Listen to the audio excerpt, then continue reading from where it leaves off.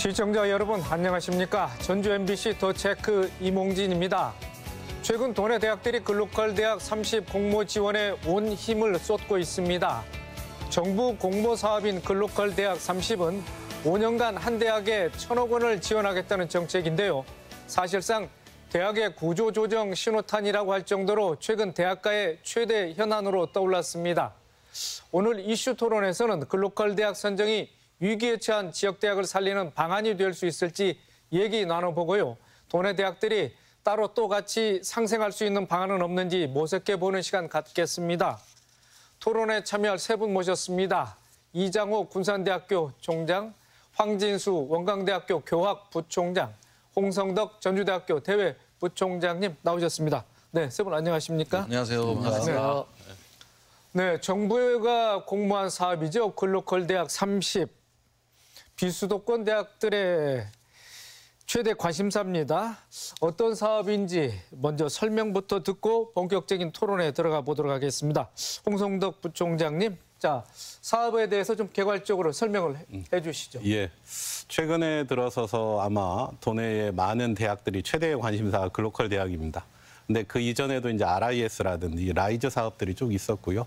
가장 글로컬 대학의 가장 큰 핵심적인 화두는 담대한 혁신을 전제로 대학이 지역의 산업과 사회의 발전에 일정한 역할을 해라.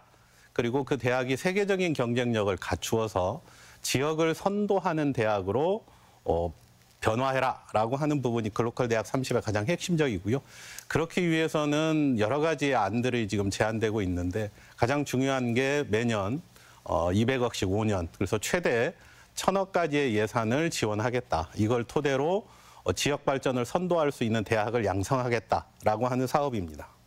자, 2023년 현재 국내 비수도권 대학의 수가 272여 개에 달하는 걸로 돼 있습니다.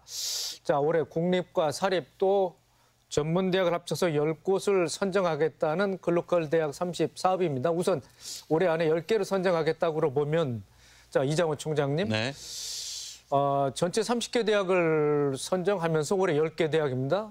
전체적으로 따져봐도 10대 1의 경쟁률이 될 것 같은데, 자, 국립대학교 총장으로서는 어떻게 예상하고 계십니까? 예, 뭐 올해는 거의 뭐 평균 30대 1 이렇게 볼 수 있는데 예. 사실은 저희 전라북도는 라이즈 시범 체계에 선정돼 있습니다. 그래서 상당히 유리하고요. 우리 김관영 도지사가 열심히 이제 서포트를 해주고 있기 때문에 지자체의 이 후원 측면에서는 저희가 전국에서 탑으로 지금 소문이 나 있습니다. 그런 관점에서 봤을 때 우리 지역에서 경쟁률은 비록 높지만 우리 지역에서 서로 협력해서 잘 준비를 한다면 1개에서 3개까지 충분히 선정될 수 있는 가능성이 있다. 그래서 우리 모두 서로 약간 도와주면서 준비하면 좋은 성과를 낼 수 있다. 이게 전체 지자체 규모로 봐서는 우리 지역에서 이 1개 이상 선정될 수 있다는 건 굉장히 큰 혜택입니다. 그런 걸 봤을 때 이번이 좋은 기회다. 우리 교육을 중심으로 해서 산업과 지역 발전을 도모할 수 있는 아주 좋은 기회다 이렇게 생각합니다. 네. 그런데 또 국립대학교하고 사립대학교하고 또 뭐 선의의 경쟁, 또 우리 지역에서 하고 있습니다만은 국립대 또 사립대 간에 또 현 정부 들어서는 다소 뭐 국립대에 무게중심이 쏠리는 것 아니냐, 이런 또 비판적인 시각이 나오는 것도 사실이지 않겠습니까? 그 부분에 대해서는 어떤 생각을 갖고 계십니까? 네, 좋은 질문입니다. 이제 국립대 그 안정된 재정과 함께 사립대의 혁신적인 특성화, 무엇보다도 이제 사립대는 그 학생 수요에 대한 이 필요 또 이런 거를 잘 대응을 해서 빠른 속도로 특성화할 수 있는 그런 장점을 가지고 있고요. 국립대는 든든한 재정을 바탕으로 지역에서 교육의 버팀목을 할 수 있는 그런 특징이 있습니다. 요 국대와 사립대의 이런 특징들이 잘 조화가 되면 우리 지역의 핵심 인재들 외부 유출을 막고 그다음에 학령 인구 감소에 적극적으로 대응하고 지역 소멸 위기에 대응할 수 있을 뿐만 아니라 세계 인재를 우리 지역으로 이렇게 초빙을 해서 우리 지역의 산업 인재 또는 지역 사회의 핵심 인재로 양성시킬 수 있다. 따라서 꼭 그 경쟁 관계뿐만 아니라 우리 대학 간이 갖고 있는 어떤 특징, 잘하는 거를 확대 발전시킬 수 있도록 서로 배려해주는 그러한 서로 상호 협력하고 공유하고 상생 발전할 수 있는 그러한 창의적인 지혜가 좀 필요할 것이다 이렇게 생각합니다. 네. 자, 홍 부총장님께서는 뭐 이런 점에서는 어떻게 사립대 또에서는 입장을 말씀할 수 있겠습니까? 교육부의 가장 기본적인 입장은 국립대라고 해서 어떤 특혜를 주지는 않겠다라는 입장들은 좀 밝히고 있습니다. 네. 문제는 혁신성인 것 같습니다. 그러니까 사립대학이 혁신적인 어떤 방안을 마련한다는 측면에서는 국립대보다는 좀 유연하게 그런 혁신 방안을 만들 수 있는 강점을 가지고 있다고 생각을 하고요. 이제 대부분의 대학들은 그래도 국립대는 될 거다. 하나 정도씩은 이렇게 예견들은 하고 있습니다. 나머지의 부분들은 이제 사립대의 몫이라고 생각을 하고요. 이제 담대한 혁신, 사람들의 생각을 뛰어넘는 이런 혁신 방안들을 만들어내서 선의의 경쟁들을 해야 되고요. 글로컬 대학으로 지정이 되고 나면 그 대학만 살아가는 방식이 아니고요. 글로컬 대학으로 지정된 대학이 지역에 있는 대학하고 같이 지역 발전을 선도해야 되는 과제가 또 주어집니다. 그런 측면에서 보면 선의의 경쟁 이후에 서로 또 상생할 수 있는 이런 발전적 전략도 마련될 거라고 생각을 하고 있습니다. 자, 원광대학교를 대표해서 황진수 부총장 나와 계십니다. 지역 대학들이 글로컬 대학 30 지원 사업에 이제 온 힘을 쏟고 있는데, 자, 글로컬 대학, 글로컬이라고 하면은 글로벌 플러스 뭐 로컬 이런 합성어지 않겠습니까? 뭐 아무리 지역에 있지만 또 세계적인 대학을 지향하면서 또 거기에 대해서 지역과 같이 가야 된다 이런 뜻 아니겠어요? 자, 이런 글로컬 대학 선정의 중요성 어떻게 보고 계십니까? 지금 현 정부 들어서 교육부 주관으로 대학의 재정 지원 사업이 이루어져 왔는데 지금 현 정부 들어서 교육부 중심에서 지금 지방 정부로 재정 지원 사업을 이관해서 최초로 지금 추진하고 있는 대규모 사업이다 이렇게 볼 수가 있습니다. 글로컬 30이라고 하는 명명에서 알 수 있는 바와 같이 전국 7대 권역에서 30개 대학을 선정해서 집중 지원하겠다라는 의미거든요. 이건 바꾸어 말하면 또 30 대학에 포함되지 않는다면은 대학 존립 기반도 굉장히 위협받을 수 있는 그런 위기 상황이다 이렇게 볼 수밖에 없습니다. 특히 사립대학 같은 경우에는 지금 약 15년 정도의 등록금 동결이 이루어져 왔고 또 입학금도 없어졌고 그래서 재정적으로 굉장히 어려움을 지금 압박을 받고 있는데요. 사실 정부의 각종의 재정 지원 사업에 사립대학의 재정도 의존하는 바가 크거든요. 그런데 앞으로 30개 대학을 집중 육성하겠다고 하면 만약에 거기에 포함되지 않는다면 굉장히 어려움을 겪을 수밖에 없을 것이라는 것이 자명하기 때문에 지역 대학들이 갖고 있는 위기의식은 국립, 사립을 떠나서 모두 안고 있는 과제다 이렇게 생각하고 있습니다. 네. 비수도권 지역의 30개 대학, 즉 지방대학 30개를 육성하겠다는 그런 뭐 정책 아니겠습니까? 특히나 이제 국립대에 비해서 사립대는 뭐 학령 인구 감소에 영향을 더 받고 있고 뭐 정원 충원율도 사실 뭐 해마다 갈수록 뭐 낮아졌다가 또 높아지기도 합니다만은 더 어려운 상황에 있는 것 같습니다. 자, 한 대학에 한 해에 200억씩 지원이 된다. 만약에 원광대학교가 지정이 됐다 그러면은 어디 뭐 재정난이라든지 또 학사 운영에 어떤 도움이 있을 걸로 기대하고 계십니까? 그동안에 재정 압박을 받다 보니까 그 학생들이라든가 새로운 학과라든가 또는 새로운 학문의 추세에 부응하는 선제적인 투자가 굉장히 제한받고 있었던 것이 사실입니다. 그래서 앞으로 이러한 추가적인 재정 지원이 이루어진다면 우리 대학뿐만 아니라 그 지역에 있는 다른 대학들과도 협력해서 새롭게 전라북도가 지향하고 있는 어떤 그 산업이라든지 새롭게 부각되어지고 있는 신산업에 대응해서 인재 발굴이라든지 또 명망에 있는 인물들을 대학에 유치한다든지 하는 선제적인 투자가 가능하지 않을까 이렇게 생각하고 있습니다. 네. 자, 홍성도 부총장님, 교육부에서는 뭐 당초 일정대로 추진한 게 아니고 또 약간 좀 한두 달 정도 이렇게 좀 그렇습니다. 미뤄지고 있는 것 같습니다. 뭐 대학들이 좀 준비 시간이 필요하다 이렇게 뭐 요청한 때문입니까? 왜 이렇게 일정이 좀 뒤처지고 있습니까? 예비 지정은 5쪽입니다. 네. 5쪽을 가지고 1,000억의 예산을 지원하는 것을 1차 컷아웃을 하겠다라고 하는 부분이기 때문에 사실은 교육부는 작년 연말부터 이제 이러한 글로컬 대학 지정 사업들이 좀 언급이 되고 있었고 올해 들어서 본격적으로 다양한 의견 수렴들을 거쳤습니다. 물론 국가교육위원회를 비롯해서 뭐 사립대학 총장, 그다음에 국립대 총장님들 그리고 실제적으로 이제 학교의 살림을 책임지고 있는 기획처장들 모든 간담회를 거치면서 이게 굉장히 필요성은 느끼는데 너무나 빠르게 진행되는 거 아니냐. 담대한 혁신을 하는데 시간적 여유가 너무 없다라고 하는 의견들이 굉장히 많이 개진이 되었고 그리고 일부 의견이긴 합니다만 글로컬 대학은 오히려 빈익빈 부익부를 가져올 수도 있다. 그게 과연 올바른 정책인가에 대해서 조금 더 논의가 필요하다라고 하는 부분들이 많이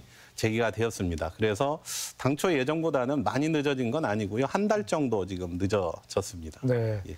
그래서 각 대학이 준비한 혁신 기획안을 뭐 이달 안에 지금 제출해야 되는 그런 상황이지 않겠습니까? 예, 그렇습니다. 그런 가운데 이제 얼마 전 전라북도가 RIS 또 라이스 사업, RISE 뭐 사업 뭐 명칭은 좀 비슷한데 RIS는 지자체 대학 협력 기반 지역 혁신 사업이고 RISE 우리가 라이스라고 통칭하는 사업은 혁신 지역 혁신 중심 대학 지원 체계 아니겠습니까? 예, 그렇습니다. 여기에 이제 전라북도가 선정이 됐는데 글로컬 대학 30 사업하고 뭐 어떻게 다른 면 또 같은 면 어떻게 좀 나와 있습니까? 홍부장께서 좀 설명을 해주시죠. 기본적으로는 RIS는 굉장히 몇 년 전부터 시행되어 왔던 사업이고요. RIS는 기본적으로 지역의 전략 산업에 대한 인재 양성과 연구 개발 사업이 RIS입니다. 거기에 이제 라이즈라고 해서 에듀케이션이 붙은 부분은 사실은 고등교육 정책에 굉장히 커다란 전환점을 제시하고 있는데요. 그 부분은 교육부로부터 상당한 권한을 고등교육 정책의 권한을 지자체 장에게 이관하겠다라고 하는 거고 그 라이즈를 하면서 지역 산업과 지역 사회 그리고 대학이 지역이 소멸되어가는 위기를 벗어날 수 있는 발전적 계기를 삼아라라고 하는 게 이제 라이즈 사업입니다.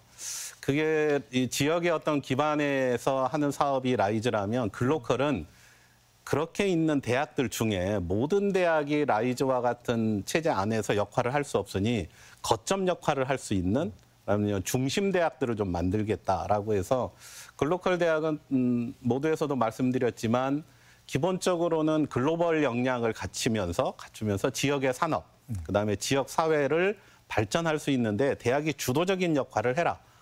그러한 대학들을 양성을 해서 소멸 위기감이 높아지고 있는 지방을 활력시키겠다라고 하는 거고요. 그렇기 때문에 글로컬 대학은 선정된 대학이 그 역할을 이제는 수행을 해야 되는 이러한 사업입니다. 네, 알겠습니다. 자, 황진수 부총장님, 라이스 사업에 선정된 건 분명 이제 고무적인 일입니다만은 2025년부터 대학 재정 지원 사업 예산의 50%를 지역 주도로 해서 뭐 조달해라, 충당해야 된다 이렇게 하는 것은 중앙 정부의 뭐 예산 지원을 뭐 지역에 이제 뭐 책임을 할까 그 부담을 좀 전가시키는 거 아니냐 해서 지역에서 뭐 또 다른 뭐 고민이자 이게 또 뭐 불만을 좀 드러내고 있는 것 같은데 어떻게 보고 계십니까? 예, 올바른 지적인 것 같습니다.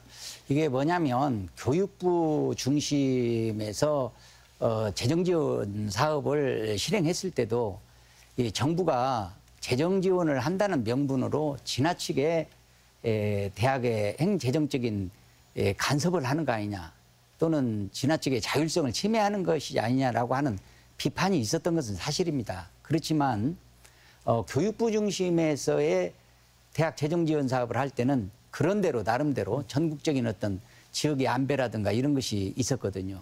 근데 이 사업이 이제 지방정부 주도로 약 이제 한 2조 정도 이상 될 텐데 이것이 지방정부 쪽으로 이양되면서 이제 주도권이 전라북도 예를 들어서 지방정부로 이양되면은 아무래도 정부에서 지원하는 정책자금 이외에 지방정부도 매칭펀드와 같은 형태로 지원을 하게 될 텐데 과연 산업 기반도 조금 상대적으로 좀 취약하고 또 재정 자립도 측면에서도 아무래도 우리 지역이 조금 그 여리에 있는 상태에서 이렇게 지방 정부에다가 모든 것을 또는 어떻게 보면 대학의 고등 정책을 이양한다는 것은 우리 지역으로서는 상당히 또 다른 차별적 요소가 있지 않을까라고 하는 굉장히 염려스러운 시각도 없지 않다고 이렇게 볼 수가 있습니다. 예. 자, 이정호 총장님, 교육부가 발표한 자료를 보면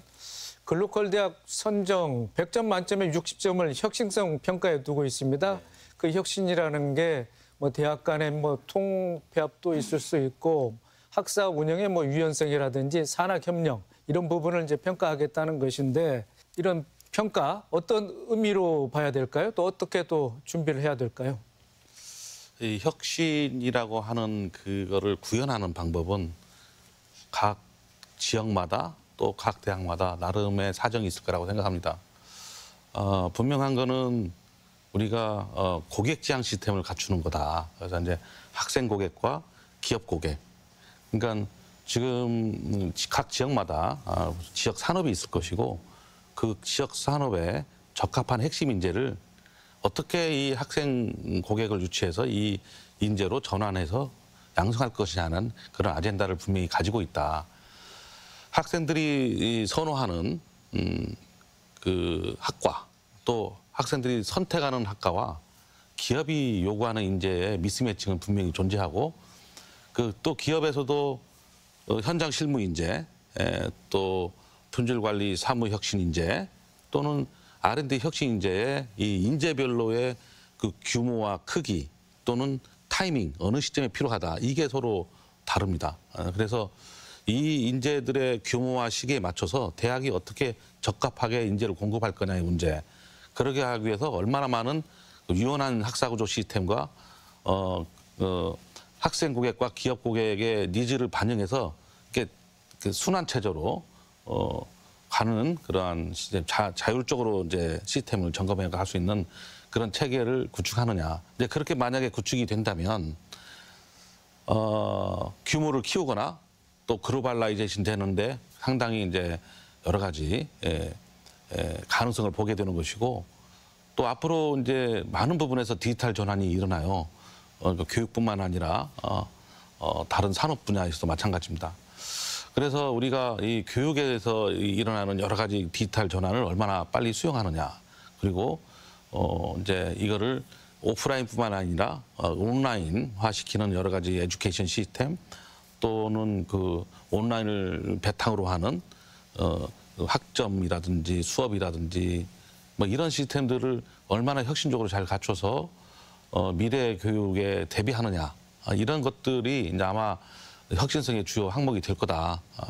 근데 각자 나름의 규칙과 지침과 뭐 이런 것들이 다양하게 대학마다 있습니다. 근데 이거를 그 다 사연이 있는 그런 규칙이나 시스템을 유지하기 위해 있었던 것들을 다 허물어내기가 쉽지는 않습니다. 그래서 대학 간의 벽을 허물고 학교 안에서도 학과 간의 벽을 허물고 전공 간의 벽을 허물고 그다음에 기업과 대학이 갖고 있는 여러 문턱 이런 것들 다 허물고 학생들을 고객으로 진정한 고객으로 생각하고 학생들이 원하고 하는 교육을 진정으로 서비스할 수 있는 유연한 교육 시스템 그리고 그 보통 이제 마켓에서 고객의 상황을 모니터링 하잖아요. 어떤 걸 좋아하고 어떤 걸 싫어하는지 그것처럼 단순히 공급이 아니고 이렇게 학생들과 기업들을 계속 모니터링해서 그 피드백 시스템을 운영하는 그러한 정상적인 우리가 생각하는 정상적인 교육에서의 교육 마켓에서의 어떤 서비스 이것들이 이제 사회가 볼 때는 혁신이라고 보는 것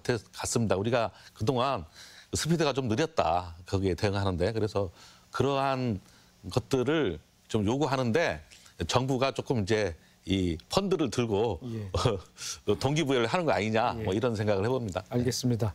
뭐 학사 제도라든지 뭐 산학 협력은 각 대학의 자체적으로 뭐 전략이라든지 뭐 특성화 뭐 프로그램이 있을 것 같은데 대학 간 통합에 대해서는 뭐 그간 우리 지역에서도 뭐 그런 뭐 사례가 있습니다만은 이 총장님 어떻게 대학 간 통합의 성사 가능성은 어떻게 보고 계십니까?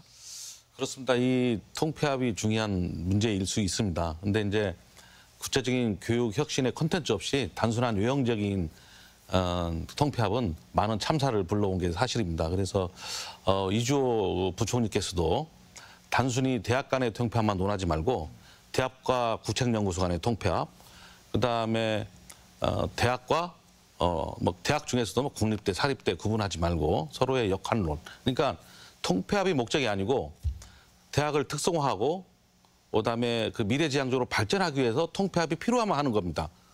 통폐합을 목적으로 삼는 거는 서로의 참사를 불러온다 이런 생각을 해봅니다.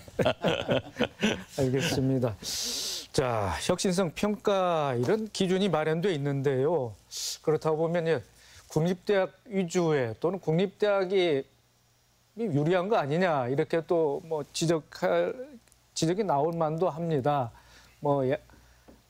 두 명문 사립대를 대표해서 나온 두 분께서는 자, 국립대학만 유리하다 이런 주장에 대해서 어떤 반론이 있으십니까? 어디? 네, 황 부총리께서 한번 말씀해 주시죠. 그 지방 거점 국립대학의 역할이 커진 것은 사실입니다.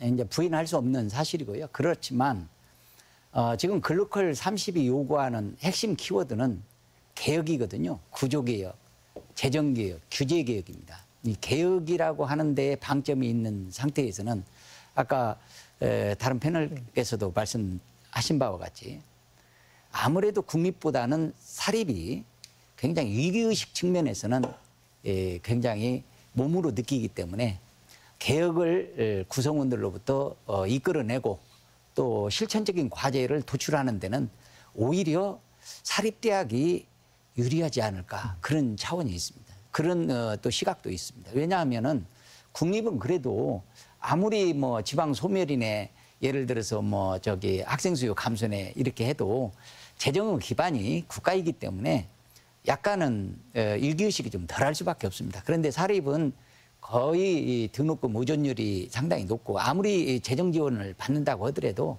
학교 운영에 있어서 대부분은 등록금 의존이라든가 이런 것에 목매달 수밖에 없지 않습니까? 그렇기 때문에 국가로부터의 어떤 재정 지원이 제한되어진다면 굉장히 유익의식을 가지고 있습니다. 그러니까 글로컬뿐만 아니라 글로컬 이전에도 이미 학생 수 감소에 따르는 사립대학의 위기감은 극에 달해 있거든요. 그래서 아마 이번 준비하는 글로컬 30 준비하는 과정에서도 국립대학보다는 사립대학이 더 분발하지 않을까 그런 또 생각을 하고 있습니다. 네, 뭐 지역대학의 위기니까 위기는 위기입니다만 또 글로컬 대학 선정이 또 기회가 될 수 있다 이런 말씀이신데 자, 홍 부총장님께서는 이제 어떻게 기본적으로 한간에서는 국립대는 글로컬 대학 지정하지 않아야 되는 건 아니냐라는 이야기도 있습니다. 그것은 사실은 국립대는 그동안 계속적으로 국가에서 인프라 지원이라든지 인건비 지원이 계속 있었던 거고요.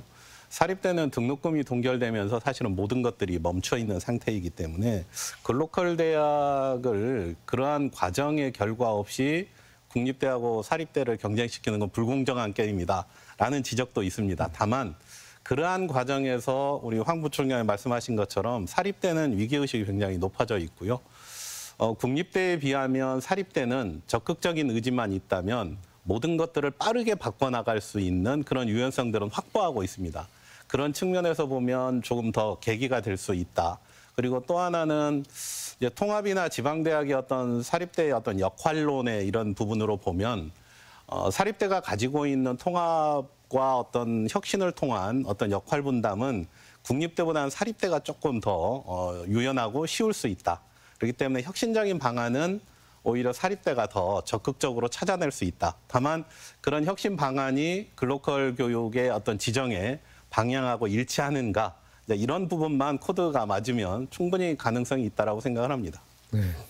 국립대 또 총장으로서 경영을 책임있는 수장으로서 이렇게 방심할 수 없는 물론 방심은 안 하겠지만은 방심할 수 없는 그런 상황이네요, 총장님. 예, 그 사립대 그 변화와 혁신을 하려고 하는 그러한 그 노력 이것들 굉장히 높게 존중하고 있습니다. 그리고 또 배울 건 배우고 필요에 따라서는 저희가 벤치마킹도 해야 된다 이런 생각을 하고 있습니다. 저희 군산대학교가 최근에 아마 40개 국공립대학교에서는 최고로 많이 변화한 대학으로 알려져 있습니다. 최근에 7개 단과대학을 작년에 2개로 통폐합을 하고요. 하나의 7개 행정실 하나의 행정실로 통폐합을 하면서 비용을 절감하고요. 그 절감된 비용을 교육 혁신에 투자하고 학생들 그 프로그램 개선 또 장학금 지원 뭐 이런 부분에 투자하면서 많은 혁신을 지금 하고 있으면서 저희도 그 국가 지원으로 운영된 대학이지만 결국은 교육 프로그램에 있어 혁신을 저희가 방심했다가 결국 학생 고객의 선택을 못 받게 됩니다. 그래서 학생 고객의 선택을 받기 위해서는 최대한 노력을 하고 있고 그걸 통계적으로 분석을 해서 학생이 이 선택하고자 하는 강도가 높은 영역이나 전공 분야는 확대하거나 통폐합을 해서 하나 사례를 예르면 저희가 컴퓨터 소프트웨어 학부는 거의 200명 가까이 되는 학생들을 모집합니다. 크게 모집해서 자유롭게 전공을 오가면서 공부할 수 있도록 그러한 형태로 이제 학사 운영을 대폭 개선하고 있습니다. 그래서 저희도 좀 늦었지만 사립대를 이렇게 벤치마킹하면서 혁신하려고 열심히 노력하고 있습니다. 네. 자, 선정 기준에 뭐 산학 협력이 있습니다. 이 총장님께서도 이제 학내에서 산학 협력을 이제 주도해 오시지 않았겠습니까? 그러나 이제 우리 전라북도 지역의 특성상 뭐 대기업이 타 도에 비해서 워낙 부족한 가운데 자, 산업 협력을 도모할 그런 운신의 폭이 좁다. 이런 점에서 선정하는데 좀 다소 불리한 점으로 작용하지 않을까 이런 우려도 나오고 있습니다. 총장님께서는 어떻게 보고 계십니까? 예, 그건 산업 인더스트리 산업이 잘 조성된 지역에서는 산학협력이 더 왕성하고 또 산학협력을 이렇게 전략적인 수립하기가 쉽겠지만 산업이 잘 발달되지 않은 지역에서는 그런 게 좀 어려울 수도 있습니다. 그렇지만 이걸 역발상을 해보면 결국은 대학의 창의력과 대학의 어떤 혁신성들이 이 지역에 더 잘 제공돼서 이 대학의 노력으로 더 우수한 기업을 만들어내는 그러한 전략은 오히려 손쉽게 수립될 수 있다 이렇게 볼 수 있습니다. 특별히 이제 우리 전라북도 같은 경우에 이렇게 새롭게 조성되는 산업단지들, 군산 예를 들자면 군산 국가산업단지, 새만금 국가산업단지들이 이제 새롭게 조성되고 있잖아요. 이러한 산업단지를 중심으로 핵심 인재를 어떻게 공급할 것인가. 국립대학뿐만 아니라 우리 원광대나 전주대 모두 굉장히 많은 인재들이 필요하기 때문에 저희 국립대학만으로 감당이 되지 않습니다. 그래서 우리 새롭게 조성되는 전라북도의 국가산업단지에 어떻게 우리가 손을 잡고 핵심 인재를 공급할 것이냐 이런 문제를 봤을 때 단순히 이제 그 어떤 인더스트리의 양적 문제가 아니라 결국은 미래지향적인 이런 설계에서 우리가 충분히 산학협력은 더 멋있게 기획하고 또 성과를 낼 수 있다 이렇게 생각합니다. 네, 글로컬 대학의 또 각 대학마다 지금 뭐 총력을 경주하고 있는 게 뭐 사실인데 한편에서는 이제 교수단체 등에서는 교육부 선정 기준에 지금 반발하고 있는 것 같습니다. 지난달이었죠. 뭐 첨단학과 증원을 하는데 국립대 위주로 12개 대학 중에 10개가 국립대학이지 않겠습니까? 또 수도권 중심으로 해서 증원을 많이 배정하는 그 쏠림 현상이 나타났는데 이런 글로컬 대학 선정이 오히려 특정 학과에 학생들이 몰리게 하고 또 첨단학과가 부족한 지역대학의 위기를 초래하는 것이 아닌가 하는 그런 이제 지적도 나오고 있습니다. 이 부분에 대해서 어떻게 황 부총장께서는 어떻게 보고 계십니까? 그러니까 이제 우리나라 그 경제 성장의 압축 성장이 이제 세계적으로도 성공 사례로 이렇게 각광받고 또 인정받고 있는데 그 그늘에는 또 다른 문제를 안고 있습니다. 예컨대 1960년대 우리나라 인구가 2,500만이었을 때 전라북도 인구가 10%였습니다. 250만이었어요. 근데 지금은 인구가 2배로 늘은 5천만 명 시대에 170만 명 정도가 무너지고 있거든요. 그래서 그만큼 우리가 농업사회에서 공업사회로 급격히 전환되어지면서 수도권 집중이라든지 또는 농업사회에서 급격한 공업사회로 가는 그 어두운 그림자거든요.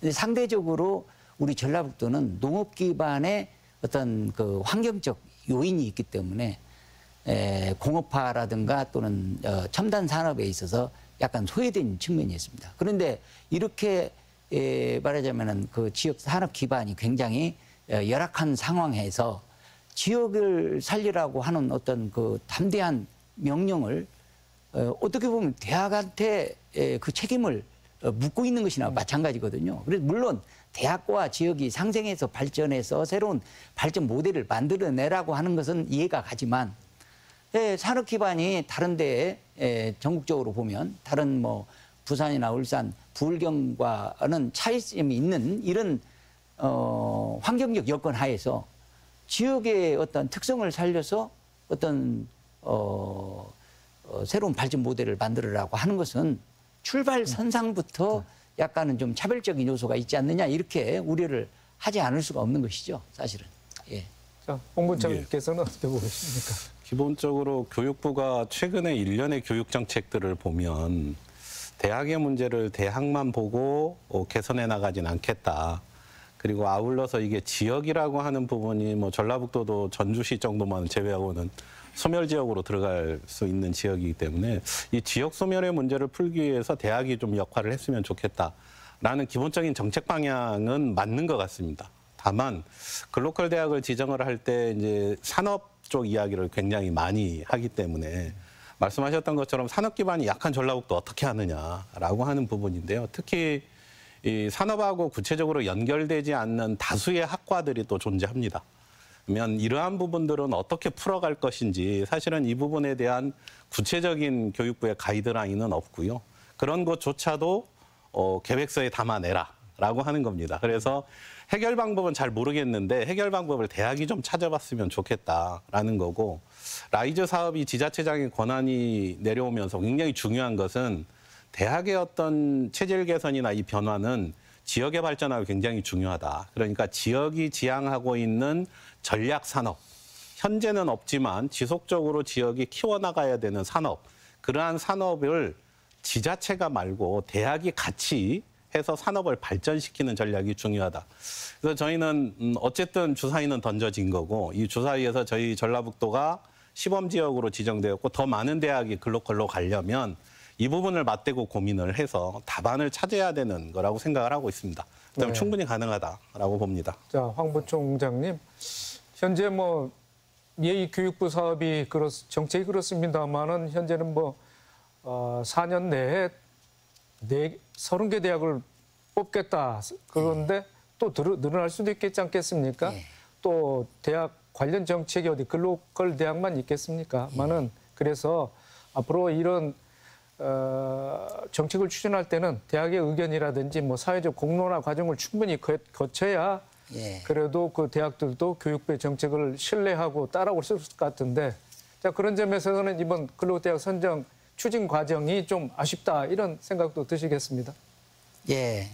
글로컬 대학이 요구하는 대학의 어떤 그 사명 또는 대학에 요구하는 어떤 내용에 보면은 그런 그 중압감만큼이나 상당히 중요한데 이것이 공론화 과정이 조금 짧았다는 아쉬움은 누구나 인정을 할 수밖에 없을 것 같습니다. 물론 글로컬 대학을 추진하는 과정에서 공청회도 여러 차례 있었고 설명회도 있었지만은 나름대로 이 비중도 면에서는 좀 약했다 이런 측면이 있습니다. 그런데 지금 그 글로컬 대학의 어떤 그 탓은 이제 올라갔고 앞으로 공론화 과정은 이제 그 추진의 어떤 당위성보다는 각 대학들이 내부의 이해관계자들 또 외부에 협조해야 하는 어떤 그 외부 기관들과 협력 이런 부분에서의 공론화 과정에 매우 중요할 수밖에 없는데 이때에 이제 그 구체적으로 지금 현재는 1단계에서는 뭐 아까 말씀드린 바와 같이 5페이지 내에 아주 간단한 선언적 의미의 계획서만 담으면 되지만 실제적으로 개혁을 추진하고 구체적인 어떤 정책을 발굴하고 실현 가능한 어떤 프로그램을 만들어내는 것은 또 다른 문제가 될 수가 있습니다. 굉장히 어려울 것으로 생각하고 그러나 이런 1차 단계에서 2차 단계로 넘어갈 때도 그렇게 물리적으로 시간이 충분하지 않기 때문에 이 공론화 과정이 굉장히 짧을 수밖에 없고, 그래서 혹시 이것이 정부의 소중한 이 정책이 약간의 좀 미스가 나지 않을까라고 하는 염려는 있습니다. 그래서 이런 부분도 상당히 세심한 배려를 통해서 물리적인 시간도 굉장히 확보해 주는 것도 중요하다, 이렇게 생각하고 있습니다. 네, 이 총장님. 자, 교육부도 나름대로 이제 권역별로 공청회를 열고 뭐 각 대학 현장의 의견을 뭐 청취했다고 이렇게 밝히고는 있습니다. 이런 가운데 또 대학들도 그런 규모에 맞는 혁신 전략을 가지고 이 글로컬 대학 선정에 임해야 될 것 같은데, 자, 군선대학교에서는 이제 어떻게 준비하고 계시는지 좀 소개를 해주시죠. 예. 아직 뭐 확정된 건 아니지만, 근데 또 아까 말씀하셨듯이 워낙에 많은 변화를 대학이 이제 감수를 해야 되기 때문에 구성원들의 동의와 또 협력이 절대적으로 필요한 겁니다. 구성원을 넘어서 또 요 지역 소사이어티에 이런 것도 필요한 것이고요.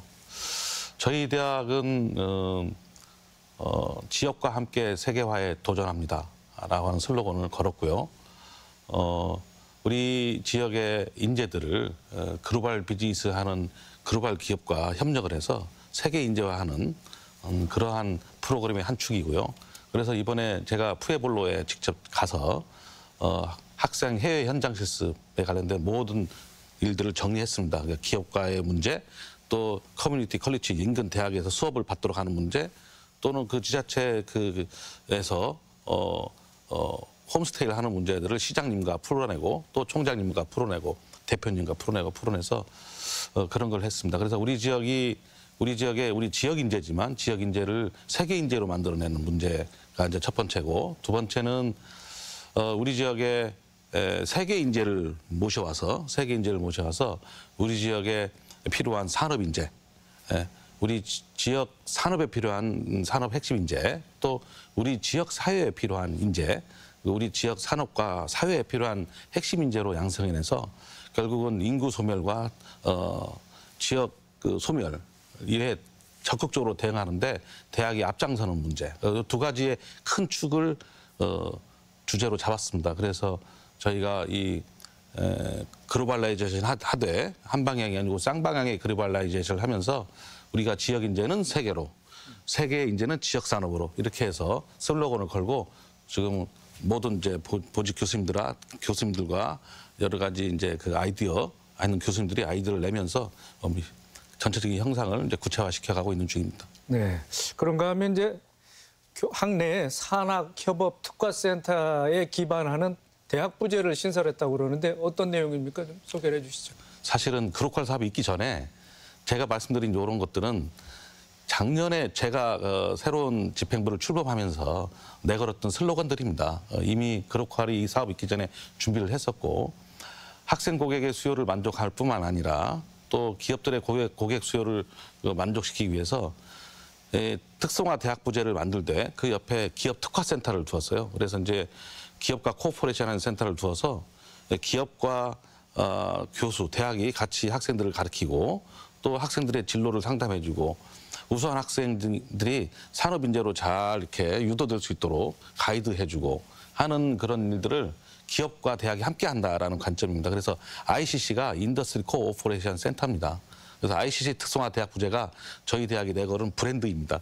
그래서 이제 그거를 하고 있는데, 만약 이게 이제 지금 그래서 그게 높은 신입생 입학률로 성과가 이미 드러났고요. 그래서 이걸 인근 대학이나 또 관심 있는 대학들한테 이렇게 전달해서 확산시킬 예정입니다. 황 부총장님, 예. 글로컬 대학 뭐 지자체와 2인 3각을 해야 되는 뭐 그런 상황 아니겠습니까? 예, 예. 아무쪼록 협력을 해야 될 텐데 지자체와의 협력 관계, 또 호남 지역의 대학 중에서 가장 먼저 글로컬 대학 사업 추진에 시동을 걸었지 않겠습니까? 네. 자, 어떤 준비를 어떻게 하고 계시는지 좀 말씀을 해 주시죠. 우리 대학은 지난 3월 29일 날에 도내에서는 가장 먼저 글로컬 준비 추진단을 발족시키고 대내외 이제 그 관계자들을 모시고 출범식을 가졌습니다. 때마침 RIS 사업에서 우리가 그 중심대학으로 선정됨으로써 전라북도에 3개 그 RIS 사업이 선정이 되었는데요. 그중에서 우리는 이제 농생명 바이오 쪽에 중심 대학으로 선정됐습니다. 그리고 이제 마침 전라북도가 농생명 바이오 수도를 선포하고 또 익산은 생명 또 행복 도시 또 헬스케어와 관련되어지는 이런 쪽에 이제 관심을 갖고 있습니다. 그래서 우리 원광대학교는 잘 아시는 바와 같이 뭐 의대, 치대, 한의대, 또 약대, 한약학과 이런 복합 의료 체제를 갖추고 있고 전국에 8개의 부속병원을 가지고 있습니다. 그리고 또 보건대학에서 보건 관련 학과들을 다 갖추고 있거든요. 그래서 마침 익산시에서 지향하고 있는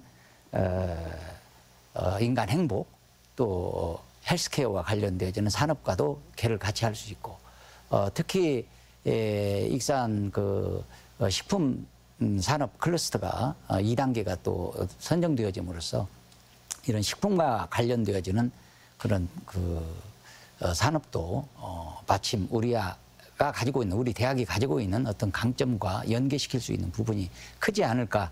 그래서 이런저런 지자체와 협력은 매우 잘 되고 있습니다. 그러나 이제 전라북도 입장에서는 보면 전라북도는 하면 이제 도를 전체를 대표해야 하기 때문에 이제 다른 여타 대학들도 있고 그래서 아직 전라북도하고는 구체적인 협력 관계는 아직 논의는 되지 않고 있습니다. 전라북도 입장이 있을 거 아니겠어요? 그래서 앞으로 이제 예비 선정이라도 되어지면 그때는 다른 대학도 마찬가지겠지만 전라북도와 매우 구체적인 협력 체제를 구축해 나가지 않을까 이렇게 생각하고 있습니다. 예. 자, 전주대학교도 하실 말씀이 많을 것 같은데 지난 4일이었죠. 대학 구성원들이 참여하는 글로컬 대학 30 혁신 선포식을 열었습니다.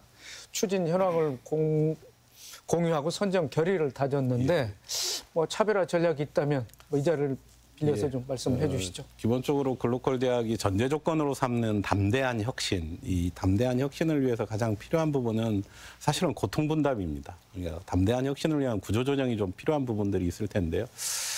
전주대학교가 어떤 방향으로 갈 것인지에 대한 무엇보다도 중요한 게 구성원들의 합의라고 생각을 합니다.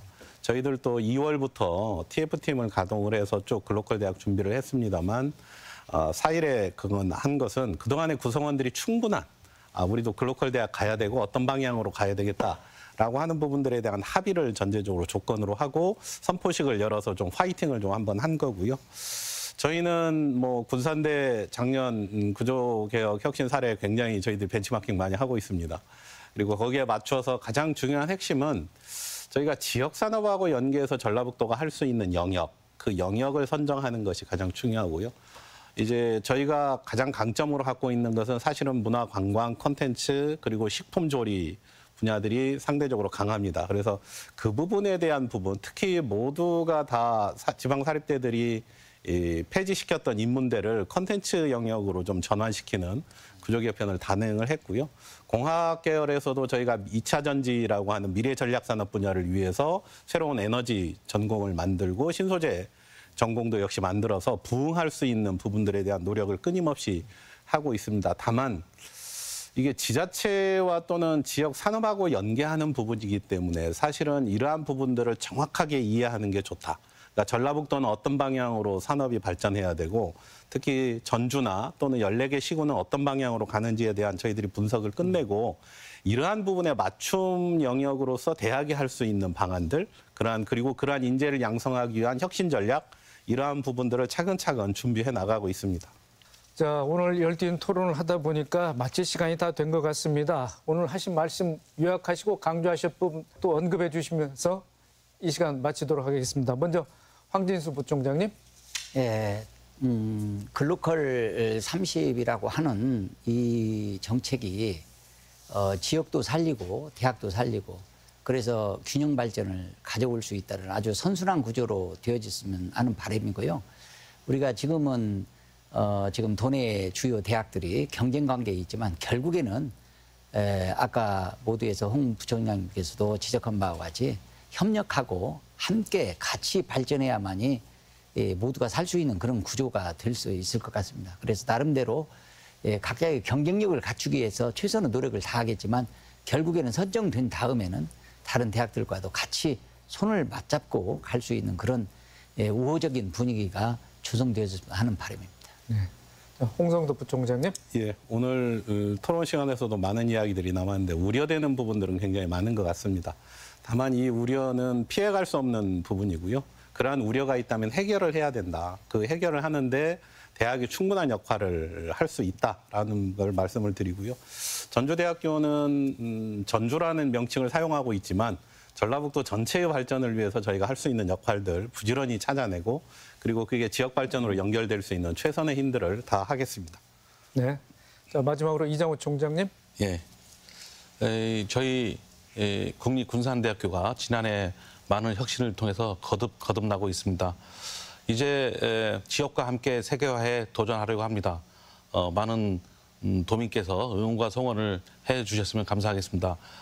우리 지역 인재는 세계 인재로 만들고 세계 인재는 우리 지역의 산업 인재로 만드는 거점과 플랫폼을 구성해서 우리 도민이 모두 잘 될 수 있는 그런 상황을 만들어 가도록 하겠습니다. 감사합니다. 네. 오늘 세 분 토론하시라 애쓰셨습니다. 고맙습니다. 감사합니다. 학령 인구 감소 등으로 지역대학들이 그야말로 전례 없는 공경에 처해 있습니다. 지역대학의 위기는 대학의 문제이자 지역의 문제이기도 한데요. 그 어느 때보다 지방정부와의 협력을 통해서 상생 방안을 마련하고 좋은 결실을 맺을 수 있어야겠습니다. 그런 면에서 글로컬 대학 공모 사업은 선정 여부를 떠나서 대학이 생존을 위한 혁신 전략을 마련하는 계기가 됐으면 합니다. 더 체크 오늘 순서 여기서 마칩니다. 시청해주신 여러분 고맙습니다.